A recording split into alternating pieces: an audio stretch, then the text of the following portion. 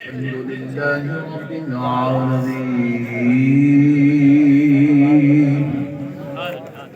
والصلاة والسلام على سيد الأنبياء والمرسلين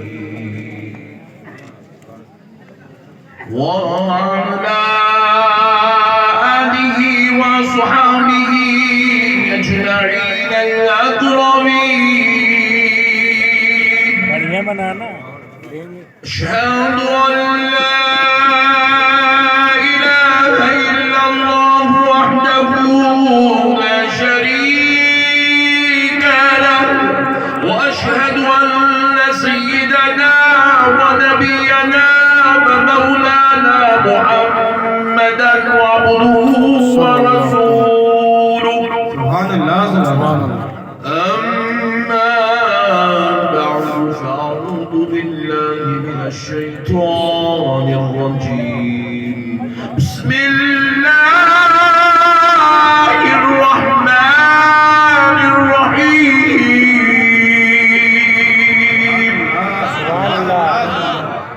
وعباد الرحمن الذين يمشون على الأرض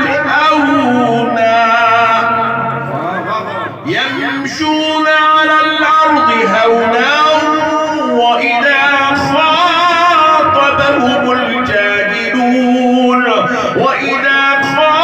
خاطبهم الجاهلون قالوا سلاما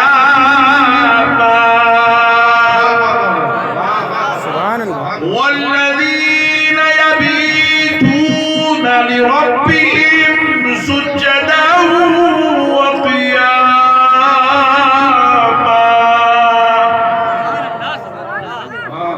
وقال الله عز وجل في كلام الله القديم والعظيم ألا إن أولياء الله لا خوف عليهم ولا هم يحزنون صدق الله العظيم وبلغنا رسوله النبي الكريم ونحن على ذلك لمن الشاهدين والشاكرين والحمد لله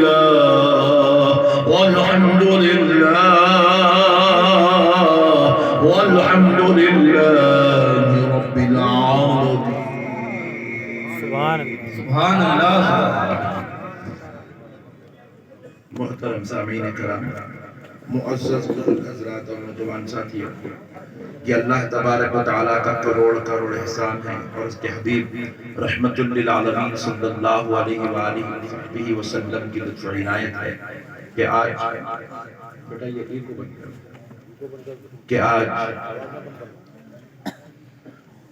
حضرت مظہر ربانی صاحب قبلہ رحمت اللہ تعالیٰ علیہ کے عرس پاک کی اس بابرکت مجلس میں حاضر ہونے کا موقع اور شرف نصیب ہوا۔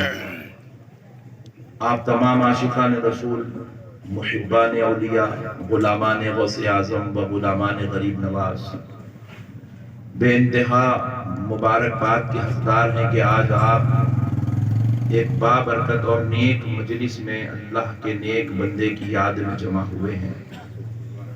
پیارے بزرگوں اور دوستوں، اولیاء اللہ سے تعلق رکھنا یہ ہم سنیوں کا مقدر ہے۔ اللہ کے محبوب ولیوں سے محبت کرنا، ان کے آستانوں پر جانا، فیوز و برکات حاصل کرنا، اکتساب فیض کرنا، ان کی دعائیں لینا، ان کی نگاہ کرم سے مالا مال ہونا، یہ انہی بندوں کو اللہ نصیب کرتا ہے جن کو اللہ اپنا محبوب بنانا چاہتا ہے۔ جن کو اللہ محبوب بنانا چاہتا ہے ان کو ولیوں کی چوکھٹوں پہ ڈال دیتا ہے، اور اللہ جن کو مردود بنانا چاہتا ہے ان کو اللہ مسجدوں سے دور نہیں کرتا. سبحان اللہ سبحان اللہ. جن کو اللہ مردود کرنا چاہتا ہے ان کو مدرسوں سے دور نہیں کرتا. جن کو اللہ مردود کرنا چاہتا ہے دین سے دور نہیں کرتا. جن کو اللہ مردود کرنا چاہتا ہے کعبے سے دور نہیں کرتا. جن کو اللہ مردود کرنا چاہتا ہے ان کو محبوب سے دور کر دیتا. سبحان اللہ.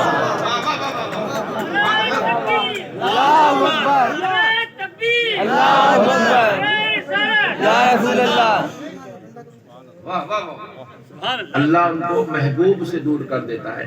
کائنات کا جو پہلا واقعہ جو نماز سے پہلے، روزے سے پہلے، زکوٰۃ سے پہلے، حج سے پہلے، انسانوں کی خلقت سے پہلے اللہ نے جو سب سے پہلا واقعہ اس کائنات میں انسانوں کو قرآن کے ذریعے سے پڑھنے کا موقع عنایت فرمایا، وہ واقعہ ہے ابلیس کا، جو اس نے حضرت آدم کو محبوب خدا کو سجدہ نہیں کرا، اللہ کے محبوب کی تعظیم نہیں کرا، اور جب تک نہیں کرا اس وقت تک وہ جنت میں تھا.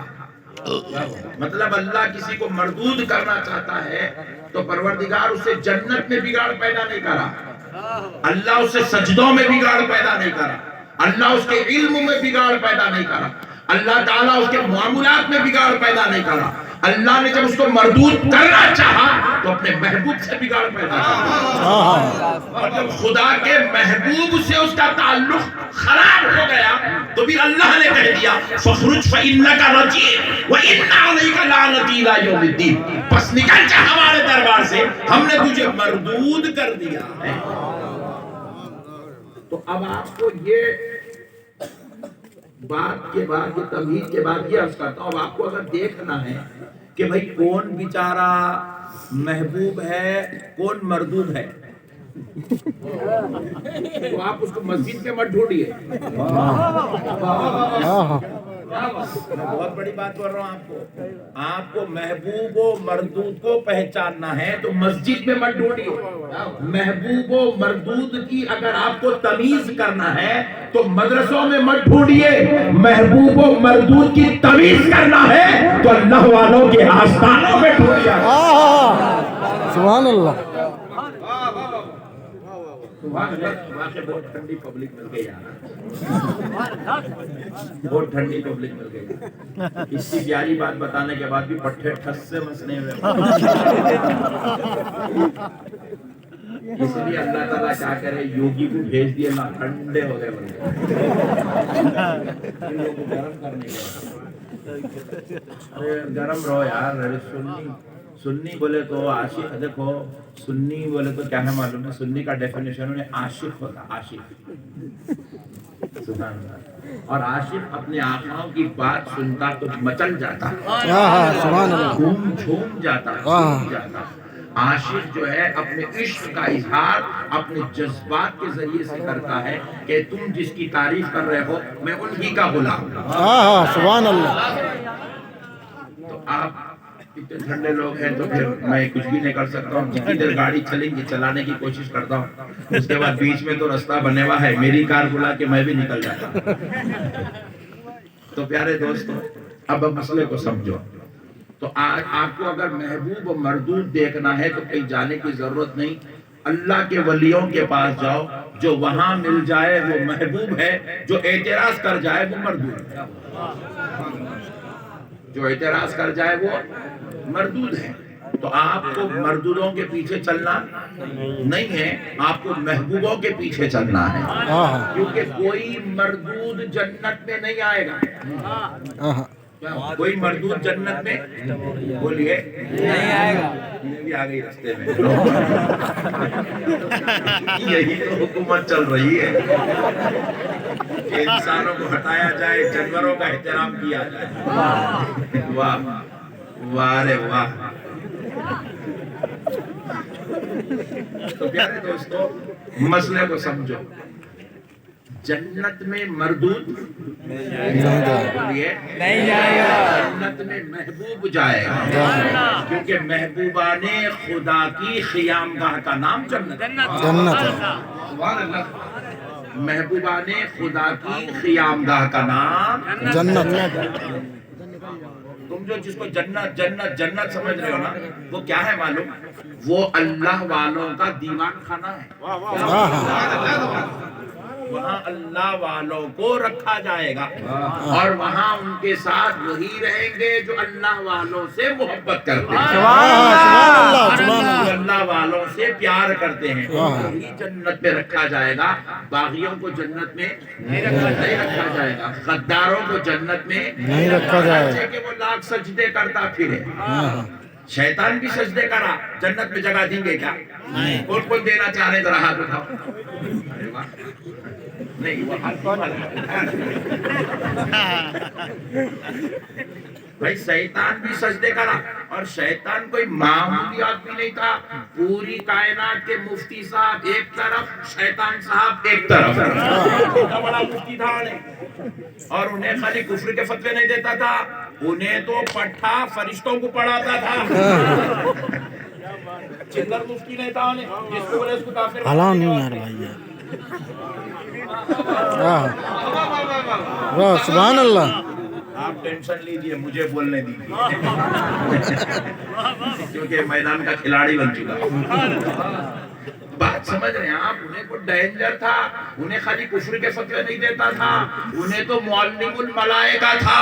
آپ کو معلوم ہے ایک جھولا جھولتا تھا تو 70,000 فرشتوں کو پڑھا دیتا تھا، اتنا بڑا معلم تھا، مگر پھر بھی مردود ہو گیا، مروی جنت سے نکال دیا گیا، جنت سے نکال دیا گیا۔ کیوں؟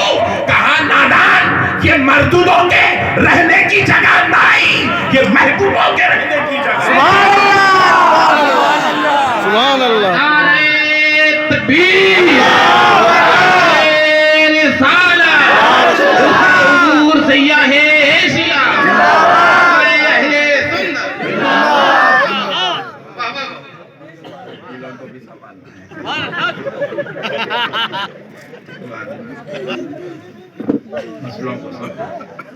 مسئلوں کو سمجھو مسلمان، مسئلوں کو سمجھو مسلمانوں۔ دین سمجھداری کا نام، ہلڑ بازی کا نام دین نہیں ہے، جذبات کا نام دین نہیں ہے، جہاں بولا گر بول کے نکل جانے کا نام دین ہے۔ یہ کوئی بی جے پی کانگریس پارٹی کا نام نہیں ہے، یہ مصطفیٰ کا دین ہے۔ جہاں بولا لڑ لے رہے نکل جا رہے ہیں، جہاں بولا وہاں چھڑی لے رہے نکل جا رہے ہیں، باہر جا رہے ہیں ڈنڈا لے کر پھینک جا رہے ہیں، باقی جاگیر نہیں ہے۔ یہ دین ہے، دین یہ پیارے مصطفیٰ کا بنایا ہوا دین ہے۔ یہاں پہ آپ کو اس راہ پر چلنا ہے جس راہ پر آمنہ کے لال نے چلا ہے، جس راہ پر مولا علی المرتضیٰ نے چلایا ہے، جس راہ پر مولا حسین نے چلایا ہے، جس راہ پر سرکار غوث اعظم نے چلایا ہے، جس راہ کو لے کر مدینے کی دھرتی سے اجمیر کی دھرتی پر سرکار غریب نواز تشریف۔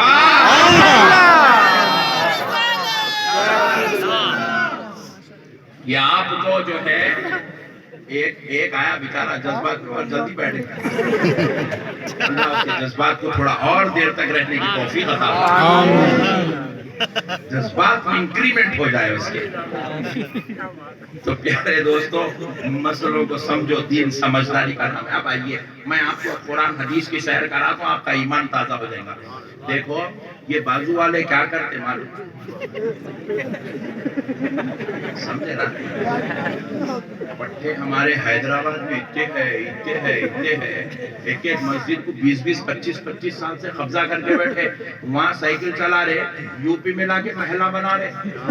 ہاں ایک پٹھا اپنے پاس حیدرآباد میں ہے، انہیں جو ہے 100 ایکڑ زمین خریدا یہاں پہ بہار میں، 100 ایکڑ، اتنا ڈینجر ہے پٹھا۔ پھر وہاں کچھ بھی کاروبار نہیں ہے، تجارت نہیں ہے، مدرسہ زندہ باد، زکوٰۃ صدقات پہ پٹھے کی دکان اتنی زبردست چل رہی، یہاں 100 ایکڑ زمین خریدا بہار میں، ایسے ہے پٹھے یہ۔ تو بہرحال نو پرابلم۔ تو اب مسئلے کو سمجھو، یہ جو بازو والے ہیں نا، یہ کیا کرتے معلوم؟ بولتے ہیں کہ جو ہے یہ ولیوں کا لے جانا، اولیاء اللہ سے محبت کرنا، یہ عرس کرنا، یہ ان کے ناموں پہ اپنے بچوں کے ناموں کو رکھنا، یا ان سے عقیدت کرنا، یا غوث، یا غریب نواز، یا رسول اللہ، یا ان کی مزارات پہ جا کے فاتحہ پڑھنا، یا ایسا کہنا، یہ سب قرآن کے خلاف ہے، حدیث کے خلاف ہے۔ اس کا قرآن حدیث سے کوئی تعلق نہیں، بولے اس کا قرآن حدیث سے کوئی تعلق، اسلام سے کوئی تعلق نہیں، یہ سب شرک ہے۔ بڑے بڑے کاروباری عالم بولتے ہیں شرک ہے، بڑے بڑے عالم ان کے بڑے بڑے عالم بولے یہ شرک ہے، اس کا اسلام سے کوئی تعلق نہیں، سب قرآن حدیث کے خلاف ہے، یہ ایک نیا بنایا ہوا دین ہے، یہ بریلویوں کا بنایا ہوا مذہب ہے، نعوذ باللہ، بدنام کرے اہل سنت والجماعت۔ پیارے بچوں کا دوستو اب سنتے چلو، میں آپ کو قرآن حدیث کی سیر کراتا ہوں، آپ کا ایمان تازہ ہو جائے گا، ایمان تازہ ہو جائے گا۔ مسئلے کو سمجھیے، اللہ رب العزت نے قرآن شریف میں 6666 آیتیں اتاری۔ کتنی آیات ہیں قرآن میں؟ 6666 آیتیں قرآن کے اندر، 6666 آیتیں قرآن کے اندر۔ مگر آپ کو معلوم ہونا چاہیے اس میں سے 500 آیتیں ایسی ہیں جس میں احکام اللہ رب العزت نے بیان کر دیا۔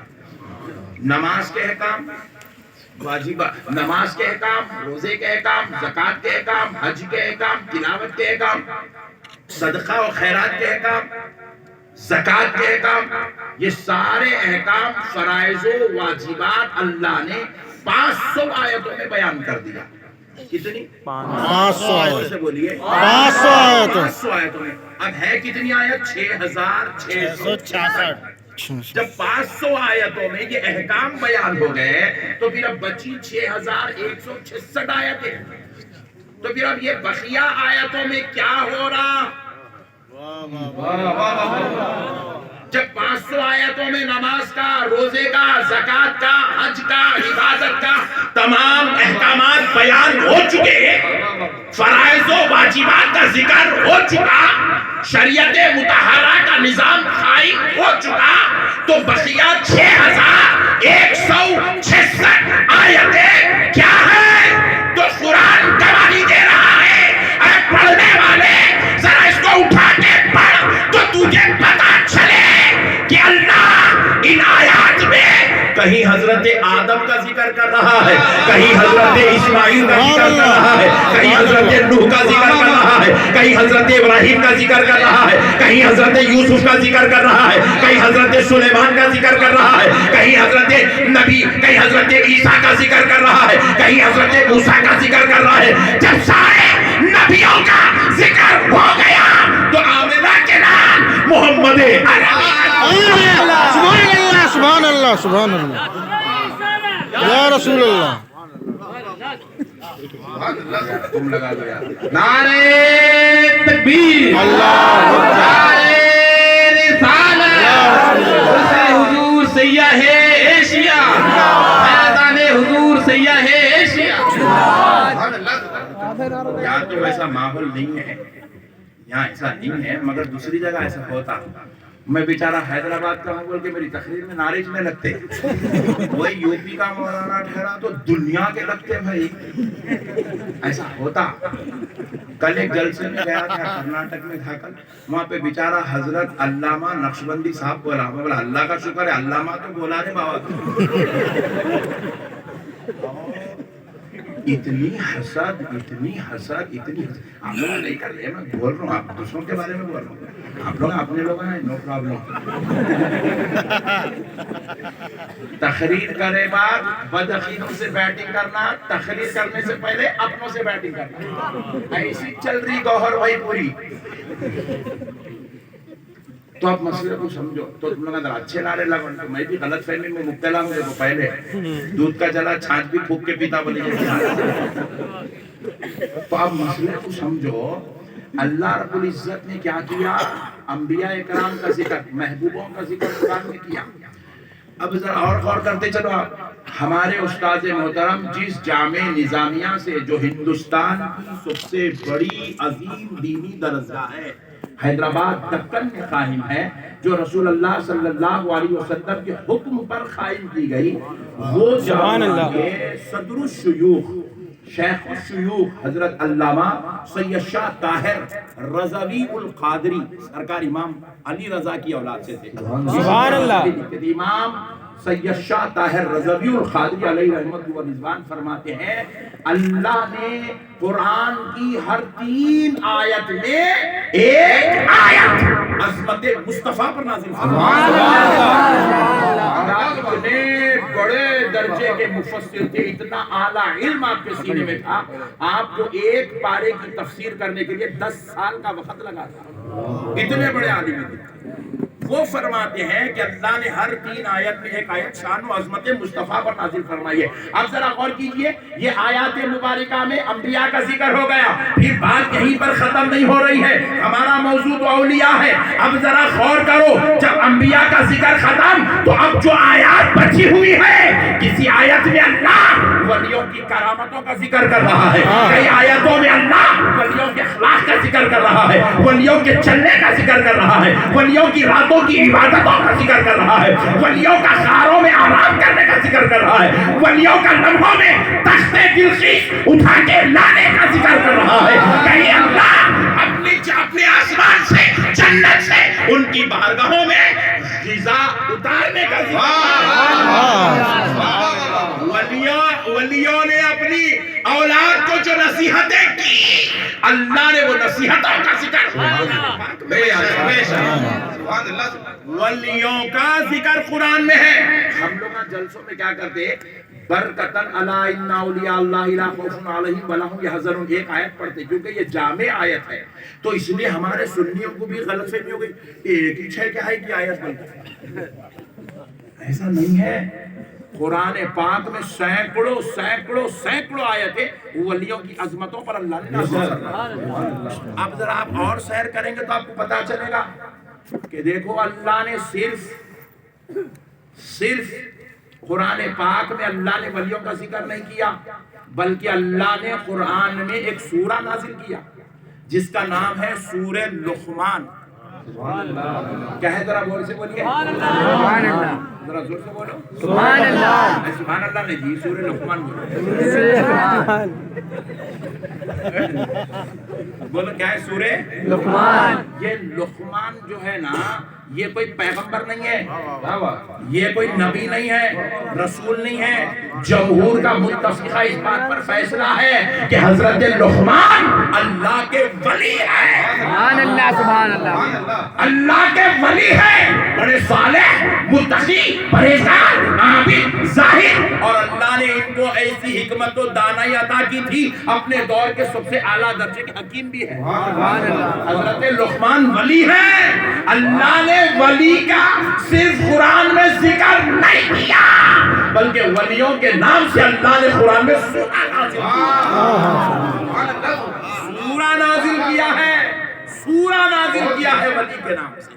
اچھا, بات اتنے بھی ختم نہیں ہوتی. حضرت لقمان کے نام کا سورہ ہے تو بیچ میں ایک رکوع بھی ہے جو 21ویں پارے میں حضرت لقمان نے اپنے بیٹے کو جو نصیحتیں کی, اللہ وہ نصیحتوں کو قرآن میں نازل کر رہا ہے.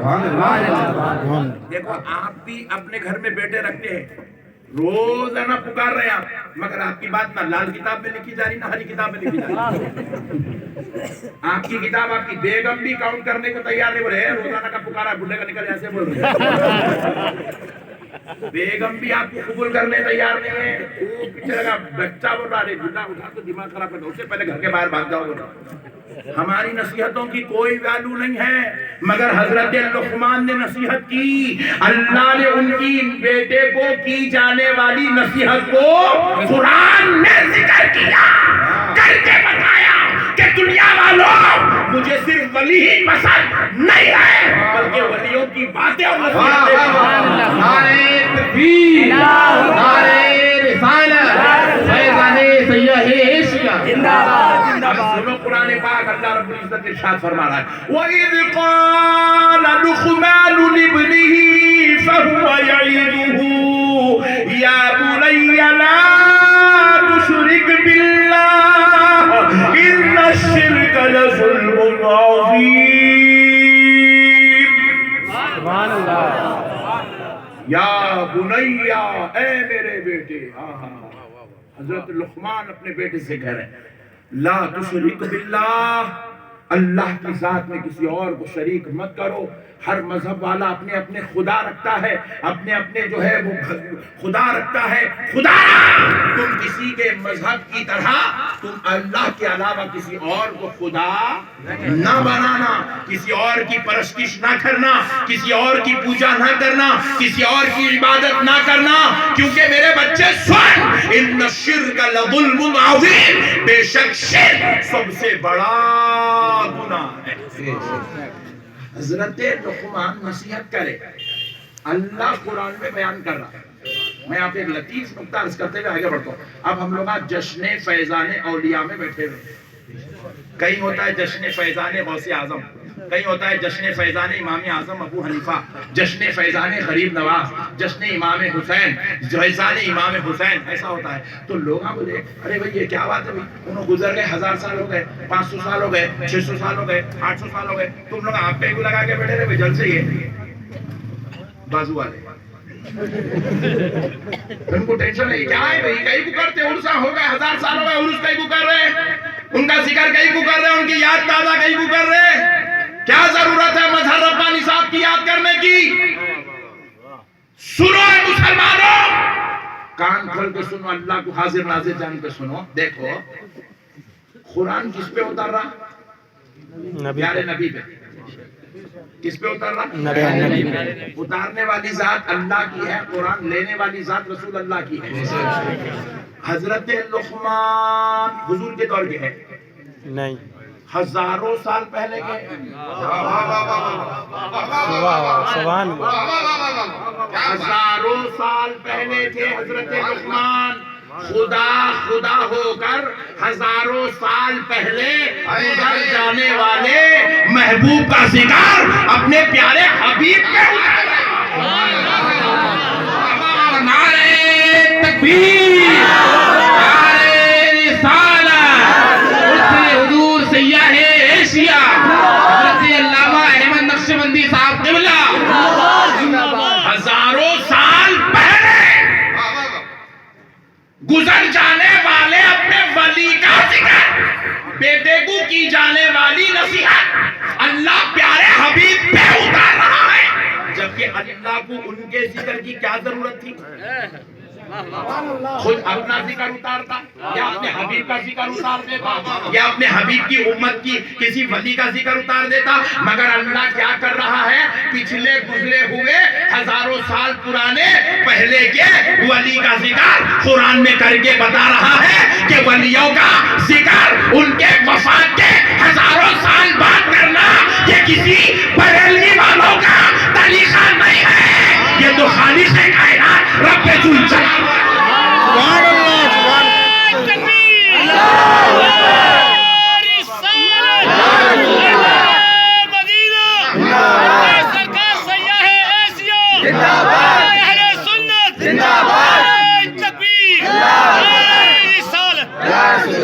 سبحان اللہ, اب اگر آپ سے کوئی پوچھے فیضان غوث اعظم کیوں کرتے ہو تو جواب دینا خدا کے طریقے پہ عمل کرتے ہیں, جلال کے طریقے پہ عمل کرتے ہیں.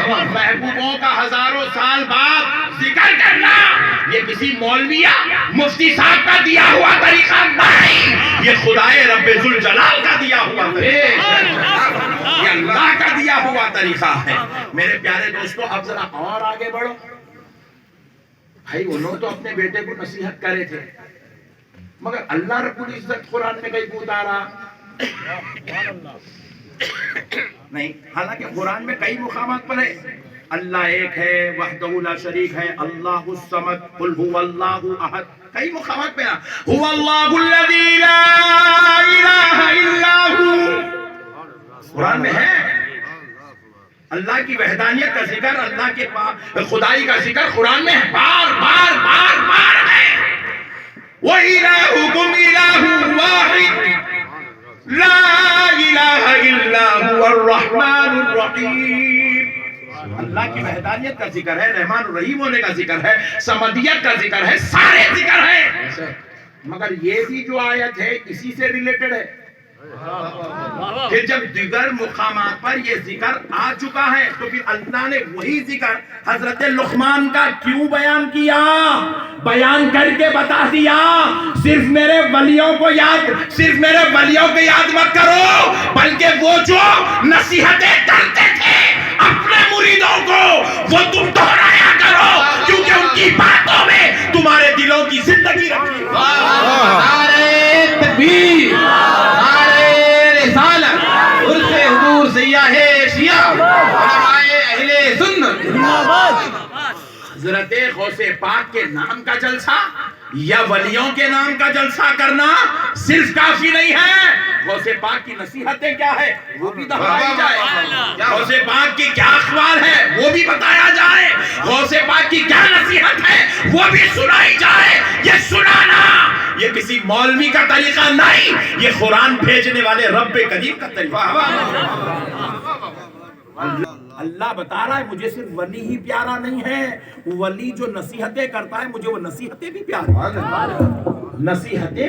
ہے، ورنہ خدا کو کیا ضرورت تھی کہ حضرت لقمان نے اپنے بیٹے کو کیا کہا وہ ہم سے کہنے کی کیا ضرورت تھی؟ بھئی آپ بتائیے، سمجھائیے، میں بھی سمجھنا چاہ رہا ہوں قرآن کو آकर کیا ضرورت تھی اللہ کو؟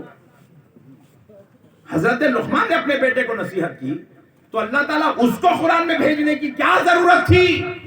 اس کے علاوہ بھی اللہ کئی اور آیتیں اس موضوع پر اتار چکا ہے، لیکن اس لیے اللہ نے اتار کے دنیا والوں کو، قرآن پڑھنے والوں کو درس دیا۔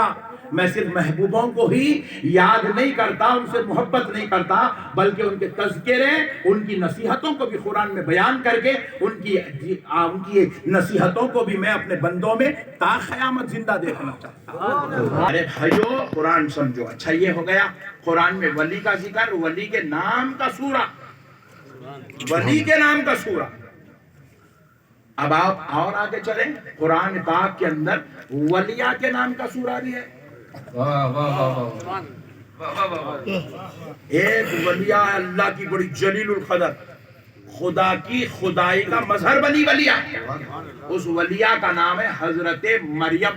سبحان اللہ، سبحان اللہ، سبحان اللہ نے حضرت مریم، حضرت مریم، حضرت مریم، یاد رکھ لو یہ نبی نہیں ہے، اس میں سنی وہابی کا جھگڑا بھی نہیں ہے، اپنے سے زیادہ وہابیہ شدت میں اس کے مسئلے پہ بازو والے شدت، اللہ عورت کو نبی نہیں بنا، نو پرابلم، ٹینشن نہیں کیا۔ اللہ تعالیٰ کسی عورت کو نبی نہیں بنایا، کسی عورت کو رسول، کسی عورت کو پیغمبر۔ پھر جب یہ پیغمبر نہیں ہے، رسول نہیں ہے، رسول کی ماں تو ہے، مگر رسول کی ماں ہے کیا درجے میں؟ جواب میں اللہ کی ولیہ، اللہ کی ولیہ ہے، اور بار بار بار بار اللہ ان کا ذکر کر رہا، بار بار ذکر کر رہا ان کا ذکر قرآن پاک میں، بار بار اللہ ان کا ذکر کر رہا قرآن پاک میں۔ اب ذرا مسئلے کو سمجھیے، صرف اللہ ان کا ذکر نہیں کرا بلکہ ان کے نام سے قرآن میں سورہ نازل کرا۔ 16ویں پارے میں سورہ مریم، سورہ مریم سے بولو مریم، سورہ مریم۔ ایک اچھی چیز آپ کو سمجھاتا ہوں، حضرت مریم کی شان، ولی کون ہوتا آپ کو پتا چل جائے گا، ولی کیا ہے۔ یہ حضرت مریم جو تھی بہت چھوٹی عمر کی تھی، اپنے خالو جان کی نگرانی میں رہتی تھی۔ اللہ نے حضرت زکریا علیہ السلام کی پرورش میں ان کو رکھا تھا۔ حضرت زکریا جو تھے حضرت مریم کے خالو جان تھے، اور اپنی بیٹی کی طرح آپ حضرت مریم کو پالا کرتے تھے، اور حضرت مریم کو اللہ نے کہیں اور نہیں رکھا، بیت المقدس کے حجرے میں اللہ نے ان کو رکھا تھا۔ قبلے کی طرف ایک حجرہ بنا ہوا تھا، وہ حجرے میں حضرت مریم رہتی تھی، اور ان کے حجرے میں کوئی غیر مرد نہیں آ سکتا تھا سوائے حضرت زکریا۔